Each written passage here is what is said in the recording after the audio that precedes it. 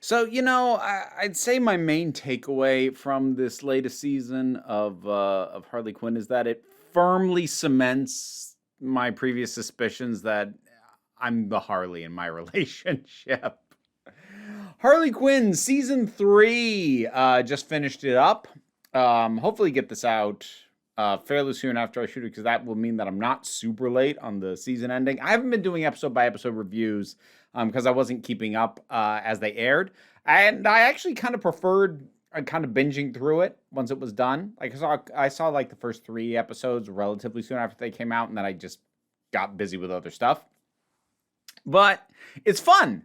It's still fun. I do think I feel this season's a bit less focused than season 2 is, or rather, its plot lines aren't converging as well as they kind of did in season 2, because you've got stuff going on with Harley and Ivy. Thankfully, they did not do the classic stupid terrible thing after two characters get together on a show on this, which is to immediately have them break up over some nonsense drama, or have their relationship get strained for stupid miscommunications. Like, I'm not going to say there's no strain on the relationship. There is, but like, it's much more legitimate. It's not the kind of contrived nonsense you usually get from stuff like this. So that was nice. But you've got that going on. Ivy comes up with a plan for something she wants to do to Gotham. So that becomes a story. Commissioner Gordon tries to run for mayor. So there's a whole who's going to be the next mayor plot going on.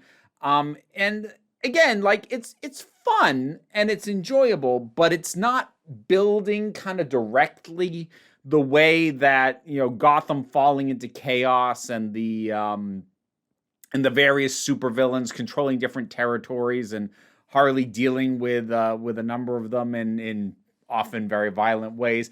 The way that kind of built naturally, this season feels a little bit more disjointed, especially when you add in stuff like the subplots that were given to Clayface, especially Clayface, and also King Shark, which feel very detached and have the air of, we needed to figure out something for these characters to do, which is a little bit weird because, Dr. Psycho only appears in like 2 episodes.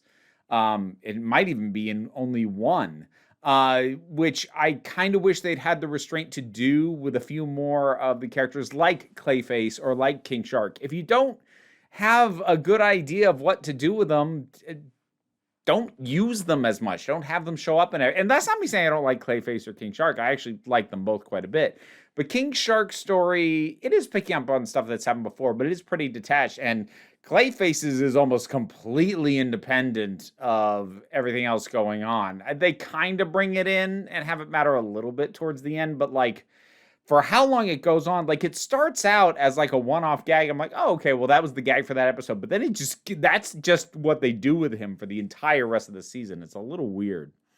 As far as the other characters we get to spend time with, I think that's another thing, is we spent a lot more time outside of the crew, or former crew in the case of some of these characters.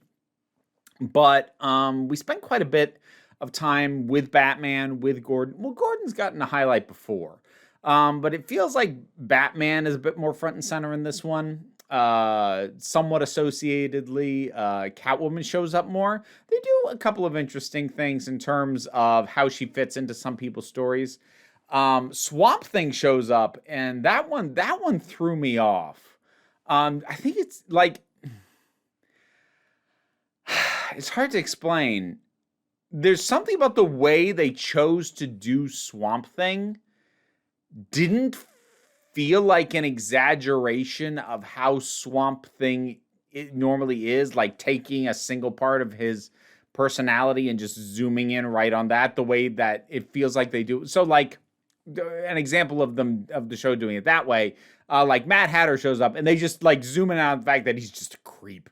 Like, he smells Harley's hair and stuff like that. Like, Mad Hatter's a bit of a creep, and so like, we're just going to zoom in and blow up that aspect. Or like, honestly, with Bane, with initially just the voice, and that's kind of spun off into its own thing at this point. But usually with these characters, they zoom in on 1 or 2 aspects of the character that are true to them. Clayface, another example, you know, being an actor, like, let's blow that up really big.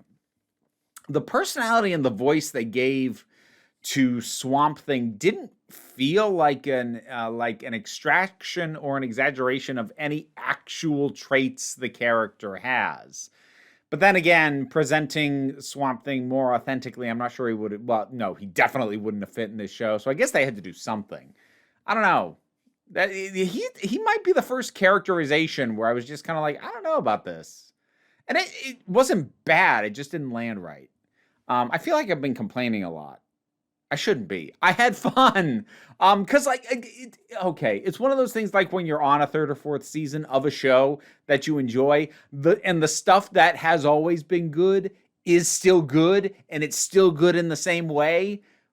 Well, you feel like you've said that already, and so you tend to focus, well, what else do I have to say? Well, that's why I'm kind of focusing on flaws, because Harley's still a lot of fun. Her dynamic with Ivy is terrific. A lot of the other characters are enjoyable. I mentioned Selena is quite fun. The stuff that goes on with the mayoral race, especially towards the tail end, and how that resolved, actually got probably the biggest laughs out of me with where that ultimately ends up going, because there's I don't want to spoil it, but there's what it is on paper that happens with the mayoral race. And you would, if you were just told that, you would think one thing about it, but like at this point where the characters involved are at, it's just a whole other beast, and it's kind of fascinating, and I kind of love it. There was actually a surprisingly touching little bit of stuff here and there with Harley, where it lets her focus in on being a psychiatrist and, you know, trying to help people a little bit. That was nice to see. But yeah, it's still a good time. It's still fun. Again, I'm really happy to see the relationship between Harley and Ivy be allowed to exist and, you know, to have its bumps, but like they are a functional couple. They talk, they figure it out. They both have some stuff they need to get over and get better about for themselves and in their relationships. And they are both willing to accept that. It means that, you know, yeah, they're not perfect, but they're also not doing stupid, idiotic nonsense to cause drama in a relationship. Thank goodness. But I think that's about all I've got overall. It was fun. I had a good time. I hope it gets more seasons. Yeah, that's just kind of where I'm at. It's a good time. I'm not like gung-ho best ever, but like, yeah, I'll watch more of that. I'm enjoying it. Harley Quinn season 3. What did you think about it? Personally, I think season 2 is better. Season 1 is far enough back in the past that it's hard for me to say at this point. Season 3 might be better than season 1. Season 2 is the best one so far, though, for my money. But what are your thoughts? Whatever they are, drop something down in the comments. Let's talk about it. Patreon's what pays the bills and allows me to do this as my living. There are perks at every support tier, but even if you are unable to do that, like, share, subscribe, help as well. But even if you can't do that, don't worry about it too much. We take a relaxed attitude around here, so you just come on back next time you need a break. Time to give my thanks to my highest supporting patrons. That would include Robin Moore, Zubin Lutfullah, Tarak, the thing that goes doink in the anime, Oliver B., Melinda Walters, Emu Delkey, Theotha Boyd, Becky Sparks, Fernabi Likes the Poodle, Zach, Idolin, Tracy Scrabbit, Angry Casperl, Adam RDL Taylor, Shane Ross, Shayla Gourlay, Brendan LaRose, and TT.